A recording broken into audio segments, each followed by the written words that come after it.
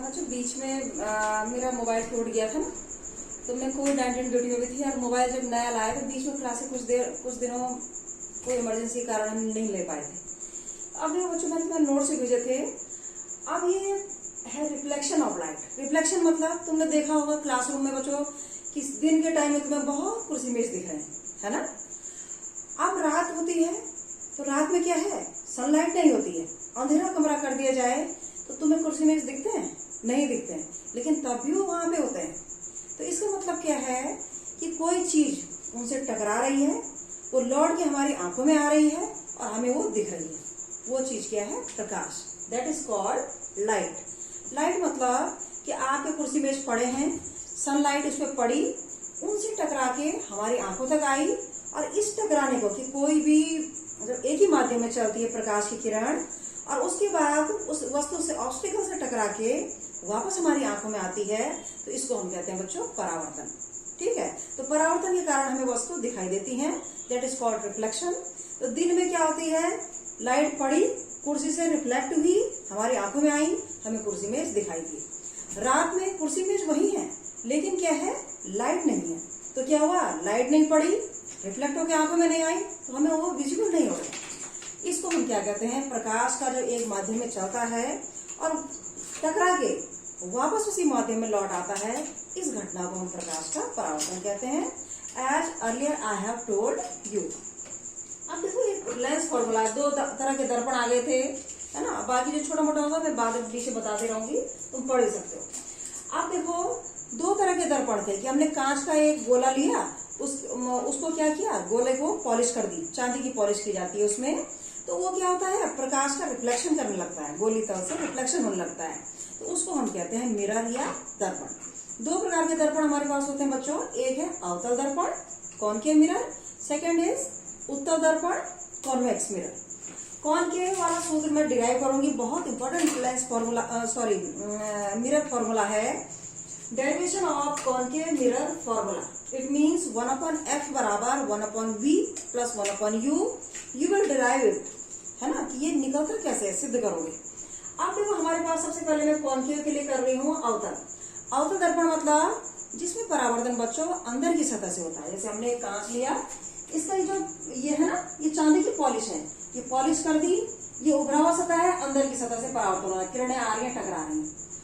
अब देखो परावर्तन के दो नियम होते हैं, तो मालूम है कि परावर्तन का पहला नियम क्या है कि ये अभिलंब है 90 डिग्री के कोण पे, ये किरण आई इंसिडेंट रे, ये किरण आई आपतित किरण और यहां से टकरा के लौट गई, तो ये आपतित है और ये परावर्तित किरण है। ठीक है, ये प्रकाश की किरण आई और उसी माध्यम में लौट गई, ये क्या है, परावर्तन है, रिफ्लेक्शन है। ये किरण आपतित किरण अभिलंब के साथ जो कोण बनाएगी, एंगल ऑफ इंसिडेंस, और ये जाने वाली किरण इसी अभिलंब के साथ जो किरण कोण बनाएगी उसे क्या कहते हैं, एंगल को एंगल ऑफ रिफ्रैक्शन। तो ये I बराबर R होते हैं। पहला नियम है परावर्तन का कि आपतन कोण इस किरण का इससे कोण बराबर होगा परावर्तन कोण के, इस जाने वाली किरण का इसी अभिलंब कोण के, यानी I = R। दूसरा नियम है बच्चों कि आपतित किरण, परावर्तित किरण और अभिलंब तीनों एक ही तल में होते हैं, यहाँ पे ब्लैक बोर्ड के तल में। अब देखो ये तो जनरल परिभाषा जो पहले भी हमने की। अब देखो क्योंकि बहुत टाइम हो गया बीच में, अब देखो ये कौन सा मिरर है, ये मिरर है, अब यहाँ पे पॉलिश की हुई है, किरणें कहाँ टकरा रही है, अंदर वाली सतह से, तो ये है अवतल दर्पण या कॉनकेव मिरर। अब हमें डेरिवेशन करना है बच्चों कॉनकेव मिरर फॉर्मूला। दर्पण के द्वारा प्रतिबिंब बनाने के दो नियम होते, तीन तरह से बनते हैं बच्चों, कि जो किरण अवतल दर्पण में, हमारे पास अगर अवतल दर्पण है, ये पीछे पॉलिश है, ये मुख्य अक्ष है ना, मेन एक्सिस है, इसके सेंटर को हम ध्रुव कहते हैं या पोल कहते हैं, P से डिनोट करते हैं। यहाँ पे मुख्य अक्ष के समांतर, ये मुख्य अक्ष है, इस लाइन के पैरेलल जो किरण आएगी, समांतर आएगी, वो परावर्तन के पश्चात हमेशा फोकस से होके जाएगी। ये पहला नियम है परावर्तन का, कि जो पैरेलल किरण आएगी, समांतर आएगी मुख्य अक्ष के, वो हमेशा परावर्तन के बाद इससे टकरा के, परावर्तन हो रहा है तो फोकस बिंदु से निकलेगी। दूसरा नियम है कि जो किरण कहीं से भी आएगी वक्रता केंद्र से आएगी। वक्रता केंद्र मतलब सेंटर ऑफ कर्वेचर। ये दर्पण है, मिरर का सेंटर पॉइंट पोल ध्रुव। अब यह जो जिससे हमने काटा है, जैसे एक गोला है, गोले से हमने पॉलिश करके बनाया है, इस गोले के सेंटर को हम क्या कहते हैं, ये सेंटर ऑफ कर्वेचर। इस सेंटर ऑफ कर्वेचर वक्रता केंद्र से ध्रुव तक की दूरी क्या होती है, वक्रता त्रिज्या। मतलब सेंटर ऑफ कर्वेचर से पोल तक की डिस्टेंस क्या होती है, रेडियस ऑफ कर्वेचर। दूसरा, फोकस पॉइंट से पोल तक की दूरी कितनी होती है, फोकस दूरी। ठीक है, ये टर्म्स आते हैं, तुमने देखा होगा। अब ये सीन निकलिए। अब हम ये कह रहे थे किस तरह से प्रतिबिंब बनते हैं, नियम होते हैं इसके बच्चों। तो जो किरण मुख्य अक्ष के समांतर आएगी वो हमेशा परावर्तित होके कहाँ से जाएगी, फोकस पॉइंट से जाएगी। जो वक्रता केंद्र से आएगी, सेंटर ऑफ कर्वेचर से आएगी, वो हमेशा नियम होता है कि उसी दिशा में वापस लौट आएगी, इधर आई और इसी डायरेक्शन में इसी तरफ वापस हो गई दूसरी किरण। तीसरा नियम क्या होता है, अगर ऐसा है कि कोई किरण फोकस से आती है, फोकल पॉइंट से आती है, तो परावर्तन की बात मतलब इससे टकराएगी तो मुख्य अक्ष के समांतर हो जाएगी। ठीक है, समांतर आएगी, फोकस से निकलेगी, फोकस से आएगी, पैरेलल हो जाएगी, और वक्रता केंद्र से आएगी सेंटर ऑफ कर्वेचर से उसी डायरेक्शन में वापस हो जाएंगी। These are two rays by which we can form image. ठीक है, अब देखो कॉनकेव मिरर। अब ये तो था, एक समझाना था जो पहले भी तुमने किया हुआ। कॉनकेव मिरर देखो बच्चों, इसका लेंस फॉर्मूला बहुत इंपॉर्टेंट है ना, जरा देखना तो बच्चे। ये देखो, ये ए भी क्या है, ऑब्जेक्ट है, वस्तु है हमारे पास ए बी। ये ए डैश बी डैश क्या है, इसकी उल्टी इमेज है, ये सीधी, ये उल्टी इमेज। इसकी उल्टी वास्तविक रियल और छोटी इमेज बना रहा है अवतल दर्पण, कॉनकेव मिरर। तो देखो बच्चों कैसे बन रहा है। सबसे पहले हमारे पास ये कॉनकेव मिरर था, एक साइड पॉलिश वाला, अंदर की सतह से परावर्तन हो रहा है। अब जब अंदर की सतह से परावर्तन हो रहा है तो ये ऑब्जेक्ट हमने वस्तु रखी। नानू यहाँ, नानू जरा कैमरा देख, विजुअल ठीक हो रहा है बीच में। आप देखो ये ऑब्जेक्ट रखा बच्चों हमने, इस ऑब्जेक्ट के जो मुख्य अक्ष के मेन एक्सिस के पैरेलल जा रही, देखो थोड़ा मैं इधर को शायद, इस ऑब्जेक्ट के जो मेन मुख्य अक्ष के समांतर जा रही है किरण, वो परावर्तन के बाद इस पॉइंट से निकल रही है, मतलब इस लाइन को इस पॉइंट पे काट रही है, इसको हम फोकल पॉइंट कहते हैं। ठीक है, पहला नियम। दूसरा, जो इसके वक्रता केंद्र से जा रही है तो वो उसी डायरेक्शन में वापस हो जा रही है, यानी पैरेलल आने वाली फोकल पॉइंट से, और जो सेंटर ऑफ कर्वेचर से जा रही है उसी दिशा में वापस हो रही है। तो ये एक ये और दूसरी ये किरण, जहां दोनों ने काटा वहां पे इमेज बन गई ए बी की, ए डैश बी डैश। ये इमेज कैसी है, वास्तविक, उल्टी और वस्तु से छोटी है। अब देखो बच्चों लेंस फॉर्मूले का डेरिवेशन, फॉर्मूला क्या है, 1/f equal to 1/u plus 1/v। हमें ये निकालना है। तो कई चीजें तुम्हें समझनी होंगी। तुम्हें मालूम है शीर्षाभिमुख कोण, आप मैं हिंदी इंग्लिश में नहीं बोलूंगी। ये शीर्षाभिमुख कोण दो लाइन काटती हैं, तो ये एंगल और ये एंगल बराबर होती है, दो रेस काटती हैं, है ना, इस तरह दो। तो ये कोण इस कोण के बराबर होते हैं क्योंकि शीर्षाभिमुख कोण है, ये वर्टिकली ऑपोजिट कोण है। दूसरा आप देखो यहाँ पे इसमें देख लो।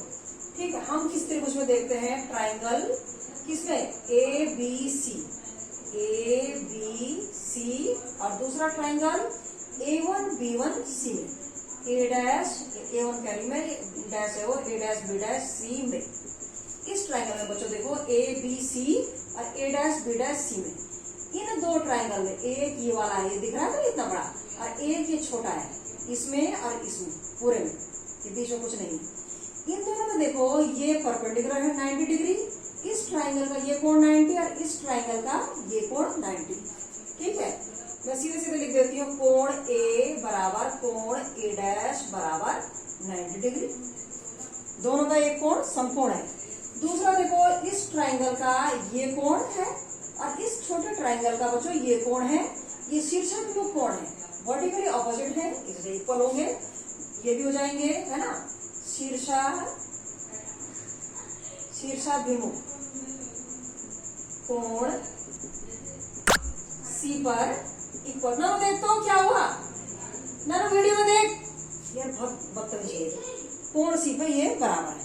अब जब इस ट्रायंगल का एक कोण इसके बराबर है, इस ट्रायंगल का ये वाला कोण इसके बराबर है, तो ये दोनों ट्रायंगल क्या होंगे, समरूप होंगे, या इसको कहेंगे सिमिलर ट्रायंगल, है ना। इसलिए दोनों त्रिभुज, ऊपर वाले समझ जाना, दोनों ये वाले ए बी सी और ए डैश बी डैश, दोनों त्रिभुज समरूप हैं। यानी सिमिलर है।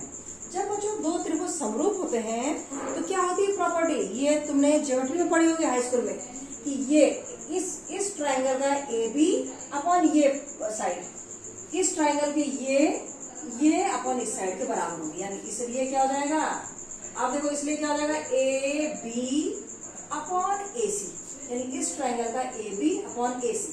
तो इस ट्राइंगल की कौन सी हुई, ये अपॉन ये, ए dash B dash upon A dash सी। समझ रहे हो, ये दोनों ट्राइंगल में ये समकोण है और ये है, इसलिए समरूप है, सिमिलर। और जब त्रिभुज समरूप होते हैं ट्राइंगल, तो क्या होता है, इसकी ये साइड ए बी अपॉन ए सी बराबर होगा इस वाले छोटे त्रिभुज की ए dash B dash upon A dash सी। इसे निकाल लो इधर उधर करके, इसलिए ए बी बटे ए डैश बी डैश बराबर ए सी बटे ए डैश सी। ये पहला समीकरण आ गया, इक्वेशन 1। ठीक है, ए सी बटे ए डैश सी। अब इसमें दो और त्रिभुज है समरूप है। अब देखो त्रिभुज, हमने बच्चों एन से एक परपेंडिकुलर डाल दिया, एन एल, एल दिखा रखा ना, एन एल परपेंडिकुलर डाल दिया, 90 डिग्री के कोण पे, ये हमने रचना की। आप देखो किस त्रिभुज में, एन एल एफ, त्रिभुज एन एल एफ, और किस ट्राइंगल में, ए डैश बी डैश सी में। उसी तरह से दो त्रिभुज हैं, एक ये ट्राइंगल और एक ये छोटा ट्राइंगल। इन दोनों ट्राइंगल में देखो ये 90 डिग्री हो गया इसका, और इसका ये 90 डिग्री हो, समकोण है। सीधे लिख दो, समकोण, एक समकोण है। और इस ट्राइंगल में बच्चों ये वाला और ये वाला, बात समझने की है, ये 90 डिग्री, इसका इस 90 डिग्री, इसके इस 90 डिग्री के बराबर है। ठीक है, उसके बाद इस ट्राइंगल का ये वाला कोण और इस ट्राइंगल के इस वाले ए डैश बी डैश एफ में, इसके इस कोण के बराबर है, ये वाले कोण है, शीर्षाभिमुख। इसलिए समकोण और शीर्षाभिमुख, ज्यादा लिखने के लिए भाषा दो हैं, इसलिए त्रिभुज समरूप है। सीधा लिख देते हैं ना, इसलिए क्या है, त्रिभुज समरूप है। ये दोनों समझ रहे हो, ये वाला और ये वाले में ये समकोण है इसका, इसके, और ये दोनों बराबर है, ये समरूप है। अब फिर जब ट्राइंगल क्या है, ये वाला ट्राइंगल एल एफ और F A dash B dash, ये समरूप है, सिमिलर है, तो इसकी क्या होगा, कौन सी भुजा, एन एल बटे एल एफ। इसलिए क्या हो जाएगा, ये प्रॉपर्टी है ऊपर वाली, N L upon L F, N L upon L F. इस त्रिभुज की क्या होगी, ये लंबी और ये बड़ी, ए dash B dash upon A dash F, A dash B dash upon A dash F. समझ रहे, ए dash B dash upon A dash F. अब देखो एन एल क्या है बच्चों, ये देखो यहाँ से एन से, ये दोनों पैरेलल रेज हैं। पैरेलल रेज मतलब उनके बीच के डिस्टेंस हमेशा इक्वल रहेगी। ये दोनों पैरेलल हैं, ये और ये, तो ये डिस्टेंस ये बराबर होगी, परपेंडिकुलर डाला, यानी N L equal to A B. ठीक है, एन एल को लिख दिया A B upon L F बराबर A dash B dash upon A dash F. ठीक है, चूंकि एन एल बराबर A B, N L A B के बराबर है। अब देखो इसको उसी रूप में लाए जैसे ये लाए थे, इसलिए A B upon A dash B dash.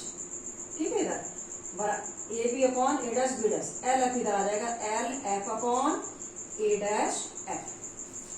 ठीक, एल एफ क्या है बच्चों, एल एफ, ये देखो हम ये मानते हैं कि ये दर्पण है, दर्पण है ना, ये इस तरह का, इसको हम कहते हैं द्वारक, मतलब जो जितना इसका छेद है जिससे प्रकाश आ रहा है। अगर ये दर्पण इतना बड़ा है तो इसका द्वारक बड़ा है, ज्यादा लाइट आएगी। अगर दर्पण का द्वारक छोटा है तो कम लाइट आएगी। तो हम ये मानते हैं कि जो अवतल दर्पण है इसका द्वारक बहुत छोटा है। जब बच्चों दर्पण का द्वारक, इसका ये वाली साइड बहुत छोटी होगी इस तरह से, तो हम ये मानते हैं कि एल बिंदु क्या है, बिल्कुल पी के करीब होगा, यानी एल पी पे ही होगा, यानी एल ही पी है। समझ रहे हो, तो जो एल जब पी है तो एल एफ बराबर क्या हो जाएगा, जो एल एफ है एल पी के ऊपर आ गया तो पी एफ हो गया, तो क्या हो जाएगा, एल एफ बराबर पी एफ रख दिया मैंने अपॉन ए डैश एफ। चूंकि दर्पण द्वारक छोटा है। ठीक है रे, समझ रहे बच्चों। अब हमारे पास आ गया A B upon A dash B dash बराबर एक इक्वेशन ये है ए सी अपॉन ए डैश सी, यहाँ ये आ गया, ये हो गई second equation.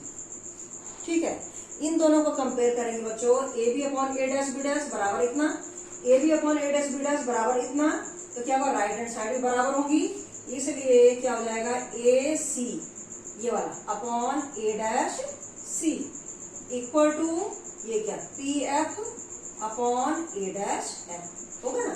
A B upon A dash B dash बराबर A C upon A dash C और A B upon A dash B dash बराबर P F upon A dash F. आप देखो A C upon A dash C और P F upon A dash F. अब ये क्यों निकाला, क्योंकि ये दूरी हमें मालूम है ना, कि पोल से फोकल पॉइंट तक की दूरी, ध्रुव से फोकस तक की दूरी, ये फोकस दूरी है, ध्रुव से यहाँ तक की दूरी, ये प्रतिबिंब बना हुआ है, ये बी दिखाते हैं, ध्रुव से पोल से ए तक की दूरी, ये वस्तु ऑब्जेक्ट रखा है यू है, समझ रहे हो, वस्तु की दूरी जो वस्तु रखी है ए बी यू से दिखाते हैं स्मॉल, प्रतिबिंब की दूरी इमेज की स्मॉल बी से दिखाते हैं, पी की एफ से दूरी क्या है, ध्रुव की फोकल पॉइंट से दूरी फोकस दूरी कहलाती है, स्मॉल एफ से दिखाते हैं, और ध्रुव की सी से दूरी वक्रता त्रिज्या, वक्रता केंद्र से दूरी वक्रता त्रिज्या कहलाती है, उसे हम कैपिटल आर से दिखाते हैं।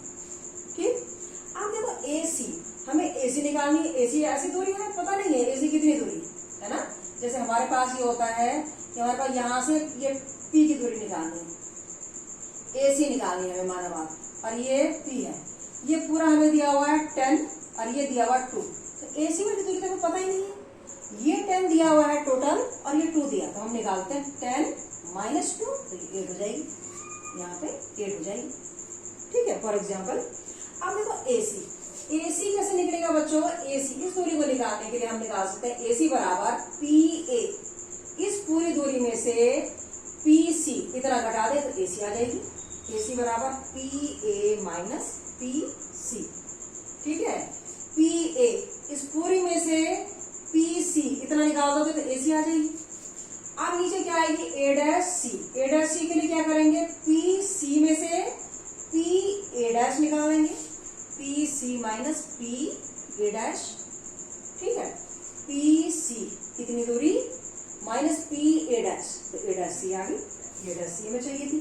पी एफ को ऐसी रहने की फोकस दूरी होती है, और ए dash F, A dash F के लिए क्या करेंगे बच्चों, P A dash minus P F, P A dash minus P F, P A dash में से पी एफ घटा देंगे तो ए डैश एफ आ गई।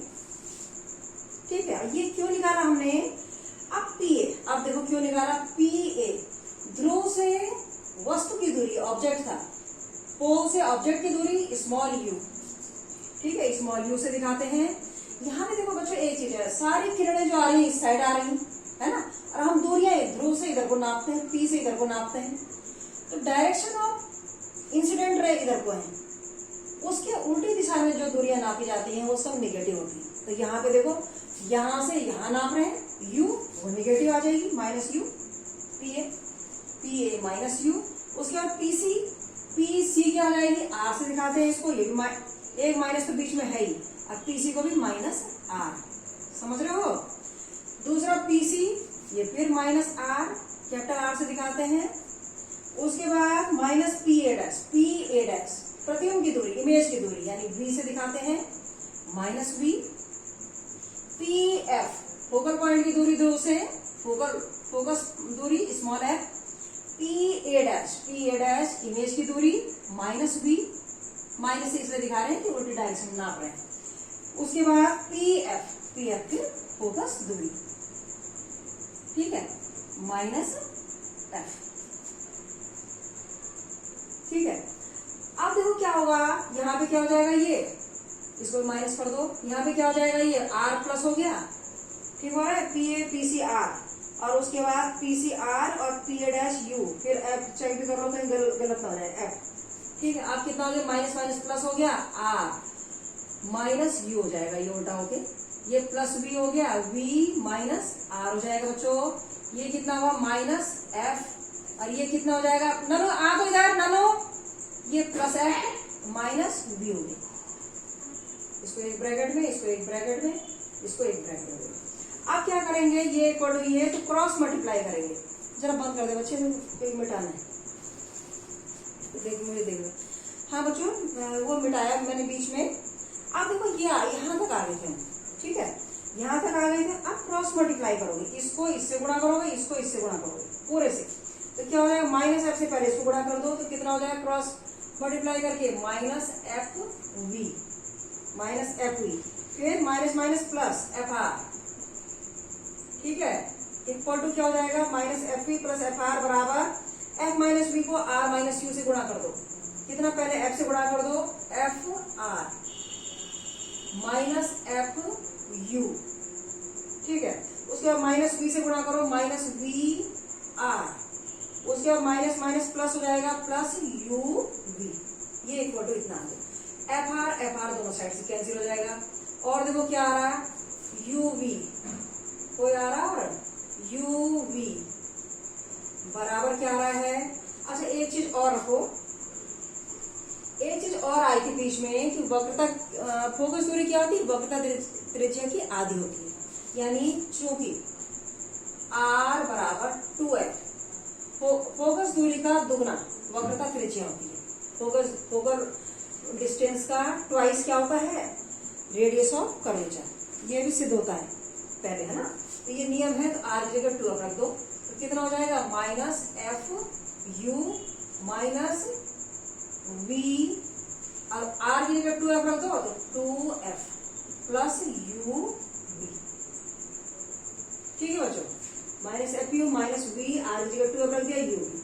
आप देखो कुछ कट रहा है, माइनस 2f वी, ये बराबर इतना हो रहा है, तो प्लस वाला यहाँ छोड़ दो और बाकी इधर ले जाओ, तो कितना, minus F we minus F V बराबर आ रहा है ना, माइनस एफ यू को इधर ले जाओ, प्लस एफ यू, माइनस ये उधर जाएगा, प्लस 2f वी बराबर यू वी, यहाँ छोड़ दो यू वी, ठीक है। 2f यू से एक एफ यू गया, एफ यू बचा, उल्टा करके लिख दो, यू वी बराबर 2f V minus F V, यानी एफ वी, एक F we plus F U. अब इसको पूरे समीकरण को यू वी एफ से भाग दे दीजिए, ठीक है, भाग देंगे तो क्या आ जाएगा, इसको यू वी एफ से भाग देंगे तो U V upon U V F, F V upon U V F, दोनों साइड भाग देंगे, F U upon U V F. देखो यू वी कट गया, यहाँ पे एफ वी कट गया, ठीक है, यहाँ पे एफ यू एफ कट गया, तो क्या बचा बच्चों, 1 अपॉन एफ, ठीक है, बराबर 1 अपॉन यू बचा, 1 upon U plus 1 upon V. और इसी को परावर्तन का अवतल दर्पण के लिए, उत्तर के लिए भी यही आता है, मेथड थोड़ा सा अलग है। मैंने आपको वही शब्द लिखे क्योंकि मैंने आपको किताब से एक फोटो भेज दी थी, उसको और इसको मिला के पढ़ना है ना। वैसे इससे भी आ जाएगा, 1 अपॉन एफ बराबर 1 upon U plus 1 upon V. U क्या है, it is the distance of pole from object, v is the distance of pole from distance of image from pole, वही मतलब f क्या है, फोकल डिस्टेंस, पोल से focal point की दूरी, ध्रुव से फोकस बिंदु की दूरी। तो 1 अपॉन एफ बराबर 1 upon U plus 1 upon V. ये परावर्तन का बहुत इंपॉर्टेंट फॉर्मूला है।